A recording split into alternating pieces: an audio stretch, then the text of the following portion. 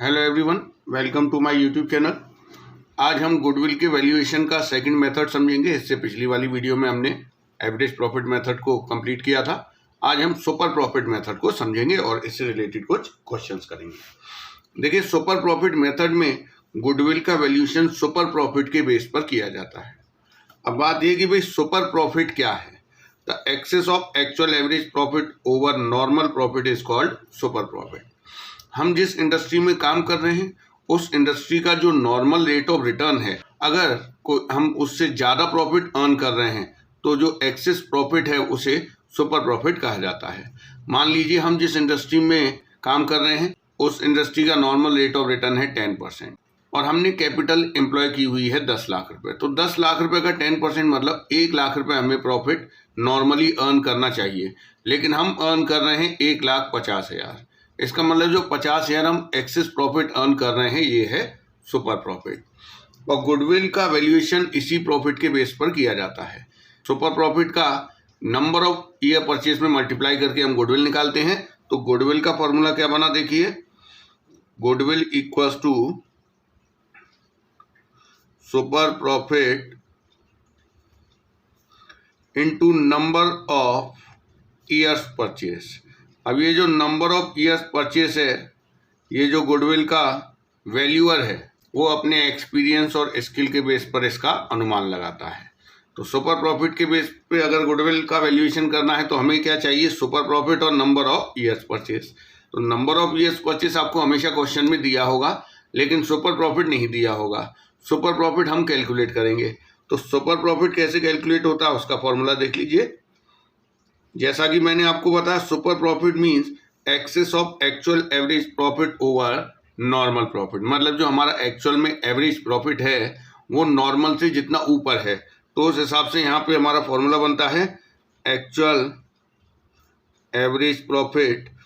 एक और बात ध्यान रखनी है, एक्चुअल एवरेज में हमें नॉर्मल बिजनेस प्रॉफिट का ही एवरेज निकालना है। तो पहले हमें जो प्रॉफिट दिया है उसमें अगर कोई एडजस्टमेंट है तो पहले वो एडजस्टमेंट किए जाएंगे, उसके बाद हम एवरेज निकालेंगे। तो एक्चुअल एवरेज प्रॉफिट में से अगर हम नॉर्मल प्रॉफिट माइनस कर दें तो हमारा सुपर प्रॉफिट आ जाता है। अब एक और बात, आप एक्चुअल एवरेज प्रॉफिट तो आपको पिछले जितने भी ईयर्स के प्रॉफिट दिए हैं उन्हें आप प्लस करेंगे और नंबर ऑफ ईयर्स से डिवाइड कर देंगे तो एक्चुअल एवरेज प्रॉफिट आ जाएगा। नॉर्मल प्रॉफिट कैसे आएगा, आपको डायरेक्टली क्वेश्चन में नॉर्मल प्रॉफिट नहीं दिया जाएगा, आपको नॉर्मल रेट ऑफ रिटर्न बताया जाएगा। तो नॉर्मल प्रॉफिट का फिर क्या फॉर्मूला है वो देख लीजिए। Normal profit equals to capital employed. जिस बिजनेस का हम गुडविल कैलकुलेट कर रहे हैं उसमें जो कैपिटल एम्प्लॉयड है उससे हम मल्टीप्लाई करते हैं जो इंडस्ट्री का नॉर्मल रेट ऑफ रिटर्न है, जो कि क्वेश्चन में हमेशा दिया गया होगा, डिवाइड बाय 100 कर देंगे तो हमारा नॉर्मल प्रॉफिट निकल के आ जाएगा। जनरली क्वेश्चन में आपको कैपिटल एम्प्लॉयड दी जाएगी, नॉर्मल रेट ऑफ रिटर्न दिया जाएगा। अगर कैपिटल एम्प्लॉयड नहीं दी होगी तो आपको कैपिटल एम्प्लॉयड कैलकुलेट करने के लिए जो एलिमेंट्स चाहिए वो दिए हुए होंगे। तो कैपिटल एम्प्लॉयड कैसे कैलकुलेट करते हैं इसका भी मैं आपको फॉर्मूला बताता हूँ। इसके दो मेथड हैं, दो अप्रोच हैं कैपिटल एम्प्लॉयड कैलकुलेट करने की। तो पहली अप्रोच है asset side approach.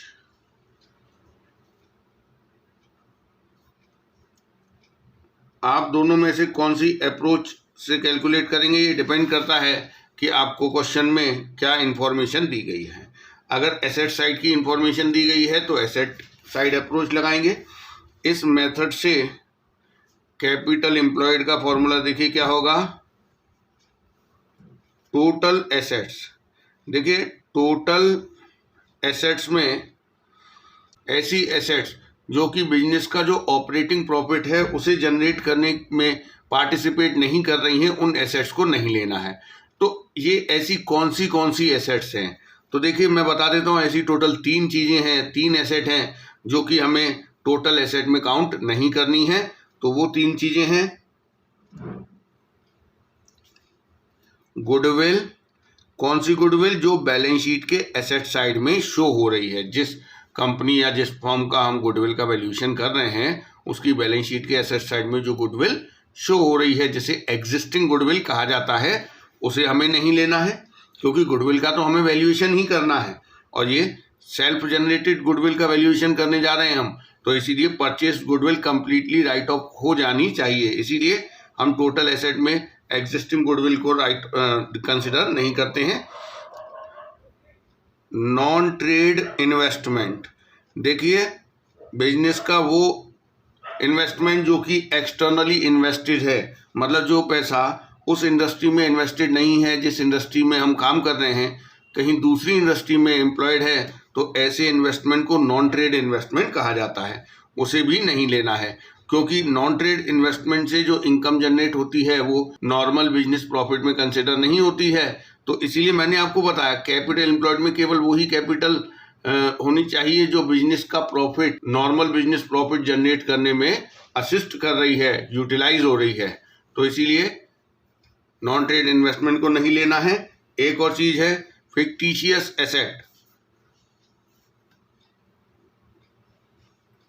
Fictitious asset मतलब जो डेफर्ड रेवेन्यू एक्सपेंडिचर अनएमोटाइज्ड हैं, जैसे प्रिलिमिनरी एक्सपेंस है, एडवर्टीजमेंट सस्पेंस है, तो वो हमारी फिक्टिशियस एसेट हैं। अगर ये अनएमोटाइज्ड है मतलब राइट ऑफ नहीं हुई है, मतलब बैलेंस शीट के एसेट साइड में शो हो रही हैं, तो हम उन्हें काउंट नहीं करेंगे टोटल एसेट्स में। तो टोटल एसेट में ये तीन चीज़ें आपको नहीं लेनी है। तो टोटल बाकी जितनी भी एसेट्स हैं उसमें से हम माइनस कर देंगे आउटसाइड लायबिलिटीज, मतलब एक्सटर्नल जितनी भी हमारी लायबिलिटीज हैं उन्हें हम माइनस कर देंगे, तो कैपिटल एम्प्लॉयड आ जाएगी। तो ये तो हो गई एसेट साइड अप्रोच। अब हम बात करेंगे लायबिलिटी साइड अप्रोच की। तो देखिए लायबिलिटी साइड अप्रोच से जब हम कैपिटल एम्प्लॉयड निकालेंगे तो आपको ये फॉर्मूला कब लगाना है, जब आपको लायबिलिटी साइड के एलिमेंट्स की इंफॉर्मेशन क्वेश्चन में दी गई है। तो इस फॉर्मूले से कैसे कैपिटल एम्प्लॉयड निकलेगा, इसके लिए आप पार्टनर्स कैपिटल, सारे पार्टनर्स की कैपिटल एंड करंट अकाउंट का बैलेंस ले लेंगे,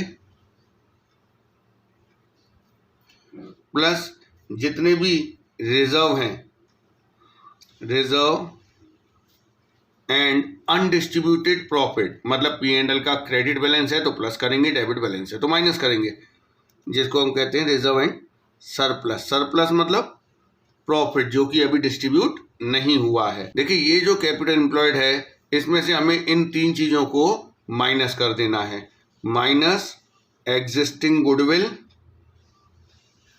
minus non trade investment, minus fictitious asset. तो ये तीन चीजें हमें माइनस कर देनी है, तभी हमारा कैपिटल एम्प्लॉयड निकल के आएगा। तो ये सुपर प्रॉफिट से रिलेटेड सारे फॉर्मूले हो चुके हैं। अब हम सुपर प्रॉफिट के कुछ क्वेश्चंस करेंगे। तो देखिए क्वेश्चन नंबर 11, यहाँ हमें सुपर प्रॉफिट मेथड से गुडविल का वैल्यूएशन करना है। The capital of the firm of Anuj and Benu is 10 lakh rupees, ये कैपिटल दी हुई है इन दोनों की, और मार्केट रेट ऑफ इंटरेस्ट है 15%। तो ये जो 15% है ये नॉर्मल रेट ऑफ रिटर्न है। पार्टनर्स को एनुअल सैलरी दी जाती है 60,000 ईच, मतलब दो पार्टनर हैं अनुज और बेनू, दोनों को 60,000 एनुअली सैलरी दी जाती है। The profit of the last 3 years 3,60,000 and 4,20,000।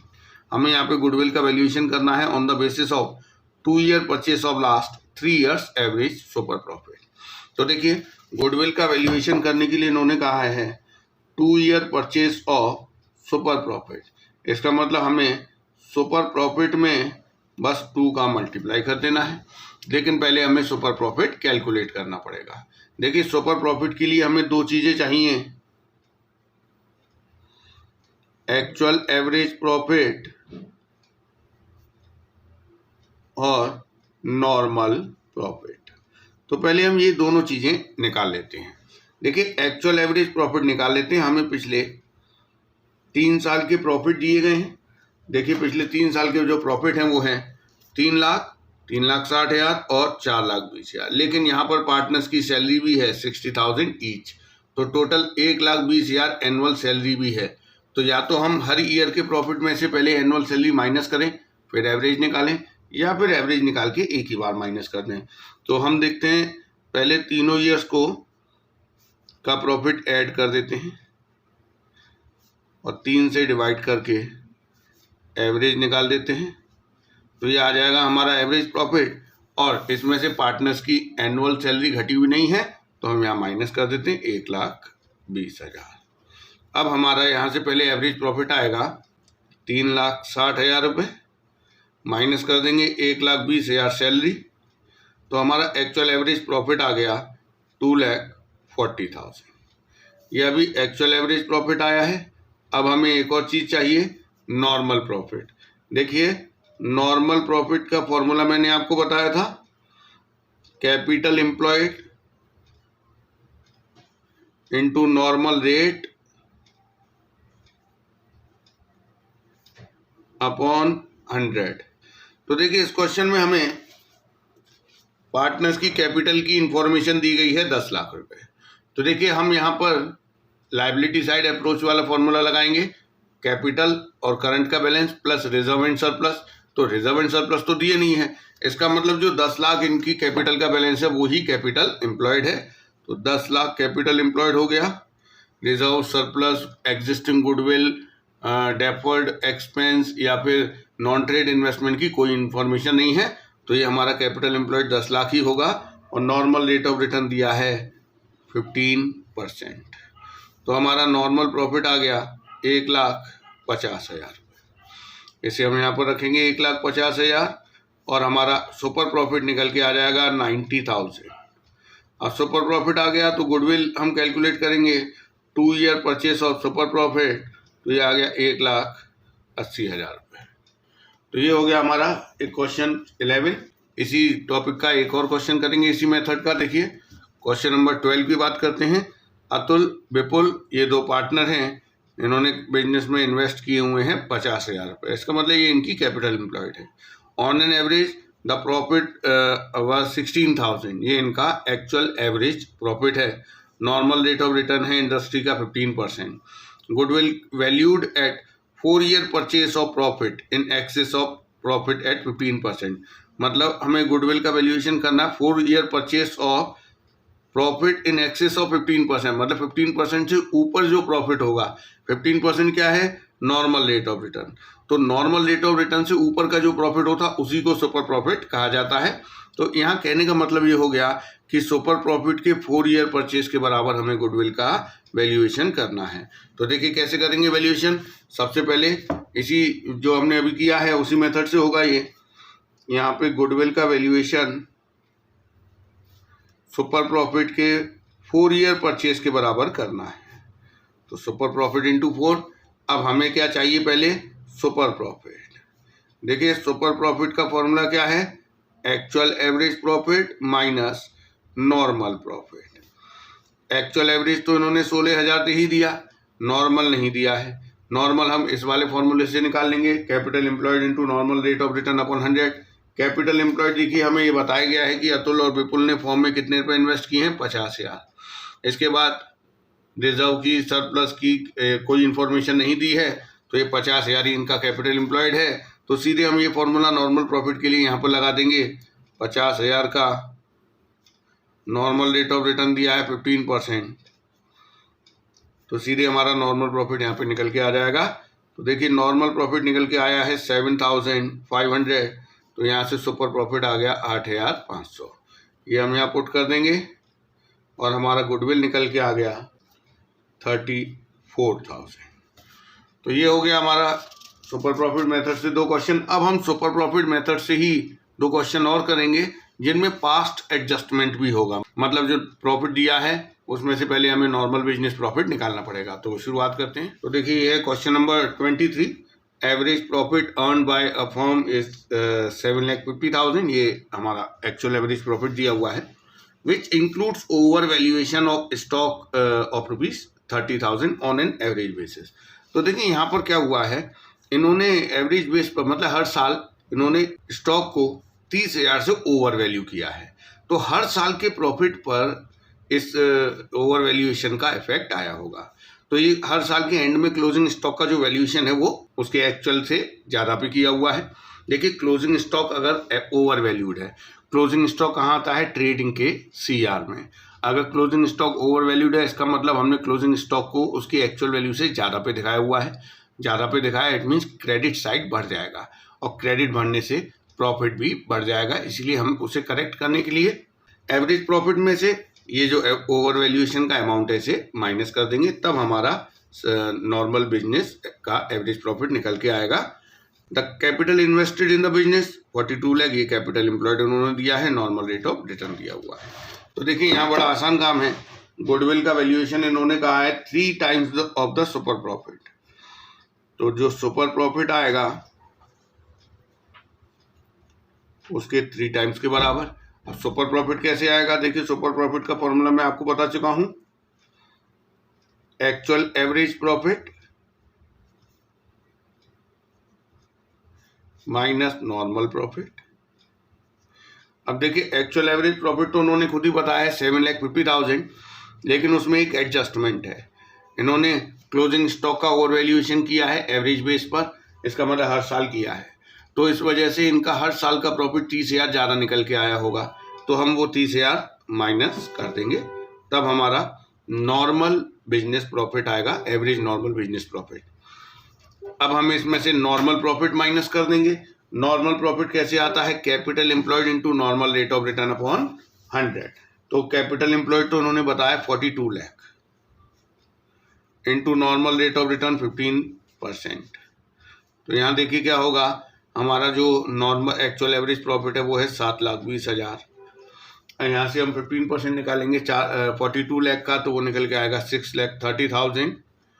तो हमारा सुपर प्रॉफिट हो गया 90,000। तो इसी सुपर प्रॉफिट के 3 टाइम्स के बराबर हमें गुडविल का वैल्यूएशन करना है, तो गुडविल आ गई 2,70,000। तो ये हो गया हमारा क्वेश्चन नंबर 23। अब हम करेंगे क्वेश्चन नंबर 24। अयूब अमित ये 2 पार्टनर हैं, इन्होंने जसपाल को फॉर्म में एडमिट किया है 1 अप्रैल 2024 से, and agreed to value the goodwill at 3-year purchase of super profit for which they decided to average profit of last 5 year. तो पिछले 5 साल के प्रॉफिट दिए, पहले हमें इनका एवरेज निकालना पड़ेगा। The form has total assets, liabilities, normal rate of return, सब कुछ दिया हुआ है। देखिए यहाँ पे कैपिटल एम्प्लॉयड डायरेक्ट ना देके एसेट और लाइबिलिटीज की इंफॉर्मेशन दी है, तो एसेट साइड अप्रोच से हम कैपिटल एम्प्लॉयड पहले कैलकुलेट करेंगे। उससे पहले हम बिजनेस का जो एवरेज प्रॉफिट है उसे कैलकुलेट कर लेते हैं। यहाँ पे एक चीज़ ध्यान रखिएगा, ये जो 31 मार्च 2022 और 23 है, इसमें हमें 2 एडजस्टमेंट दी हैं, हम पहले उन्हें एडजस्ट करेंगे, उसके बाद हमारा नॉर्मल बिजनेस प्रॉफिट निकल के आएगा। तो पहले हमें 5 साल जो दिए हैं वो हम लिख देते हैं।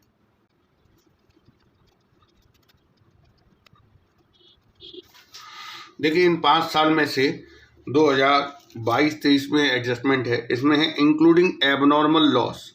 इस ईयर के प्रॉफिट में से 1 लाख रुपए का एबनॉर्मल लॉस एडजस्टेड है, इसीलिए हम उसे वापस प्लस कर देंगे। इसके बाद 2023 के प्रॉफिट में देखिए इंक्लूडिंग एबनॉर्मल गेन ऑफ 40,000, ये एबनॉर्मल गेन इस ईयर में इंक्लूड है, इसे माइनस कर दिया जाएगा। तो हमारा इस ईयर का नॉर्मल बिजनेस प्रॉफिट आ गया 2 लाख और इस ईयर का आ गया 2,20,000, और किसी ईयर में कोई चेंज नहीं है। अब हम निकालेंगे एवरेज प्रॉफिट। 5 साल का प्रॉफिट हम ऐड कर देंगे और 5 से डिवाइड कर देंगे। तो देखिए यहाँ से हमारा एवरेज प्रॉफिट आ रहा है, ये टोटल आ रहा है इसका 9,90,000 डिवाइड बाय 5 करेंगे तो 1,98,000। ये आ गया हमारा एवरेज प्रॉफिट 1,98,000। अब हमें क्या करना, हमें तो चाहिए सुपर प्रॉफिट। अब देखिए सुपर प्रॉफिट के लिए हमें 2 चीज़ें चाहिए, एक तो एक्चुअल एवरेज प्रॉफिट और एक हमें चाहिए नॉर्मल प्रॉफिट। अब एक्चुअल एवरेज प्रॉफिट तो हम निकाल चुके हैं 1,98,000। अब हमें माइनस करना नॉर्मल प्रॉफिट। देखिए नॉर्मल प्रॉफिट के लिए हमें चाहिए होता है कैपिटल एम्प्लॉयड और नॉर्मल रेट ऑफ रिटर्न। तो normal rate of return question में दिया है 10%, कैपिटल एम्प्लॉयड नहीं दिया है, तो पहले मैं कैपिटल एम्प्लॉयड निकाल लेता हूँ। कैपिटल एम्प्लॉयड का फॉर्मूला है total assets minus external liabilities अब ये वाला फॉर्मूला क्यों लगाया, क्योंकि हमें कैपिटल की इंफॉर्मेशन नहीं दी है, इसीलिए हम लायबिलिटी साइड अप्रोच नहीं लगाएंगे, एसेट साइड अप्रोच लगाएंगे। एसेट की इंफॉर्मेशन दी हुई है, तो 20 लाख टोटल एसेट है, एक्सटर्नल लायबिलिटी है 5 लाख रुपीज़, तो हमारी कैपिटल एम्प्लॉयड आ गई 15 लाख। अब हम नॉर्मल प्रॉफिट के लिए capital employed into normal rate of return upon 100 ये फॉर्मूला लगा देंगे। तो यहाँ से हमारा 1,50,000 आएगा नॉर्मल प्रॉफिट, 1,98,000 माइनस 1,50,000 करेंगे तो 48,000 आ गया हमारा सुपर प्रॉफिट। अब हमें क्या करना है, गुडविल का वैल्यूएशन करना है। गुडविल के लिए उन्होंने बताया है 3 year purchase of super profit, तो सुपर प्रॉफिट 48,000 इंटू 3 करेंगे तो 1,44,000 ये आ गया गुडविल। तो ये हमारा सुपर प्रॉफिट मेथड कंप्लीट हो गया। नेक्स्ट वीडियो में मैं आपको कैपिटलाइजेशन मेथड समझाऊंगा और उससे रिलेटेड फिर क्वेश्चंस करेंगे।